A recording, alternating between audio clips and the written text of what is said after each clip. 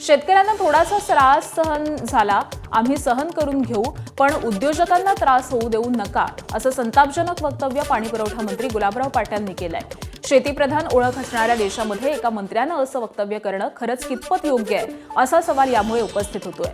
पाणीपुरवठा मंत्री गुलाबराव पाटील यांच्या एका वक्तव्याचा राष्ट्रवादी शरद पवार पक्षाच्या महिला प्रदेशाध्यक्ष रोहिणी खडसेंनी समाचार घेतलाय. महायुती सरकार शेतकऱ्यांच्या प्रति असंवेदनशील असल्याचं रोहिणी खडसेंनी म्हटलंय. त्यामुळे विरोधकांनी पुन्हा एकदा सरकार उद्योजकांची भलामण करत असून शेतकऱ्यांना वाऱ्यावरती सोडत असल्याचा आरोप करत आहे.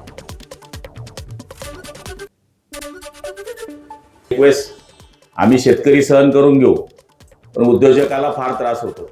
कारण की उद्योजकाला मजुराला पैसे द्यायचे, जे लाईट गेली तर असं म्हणता येत नाही की तुला मी पैसे देणार नाही. तो लॉस होतो, त्याच्या प्रोडक्शनवर लॉस होतो. आणि दुसरा नवीन येणारा उद्योग काय म्हणतो की जाऊ द्या साला, इथं लाईटच मिळत नाही तर कशाला उद्योग टाकायचा.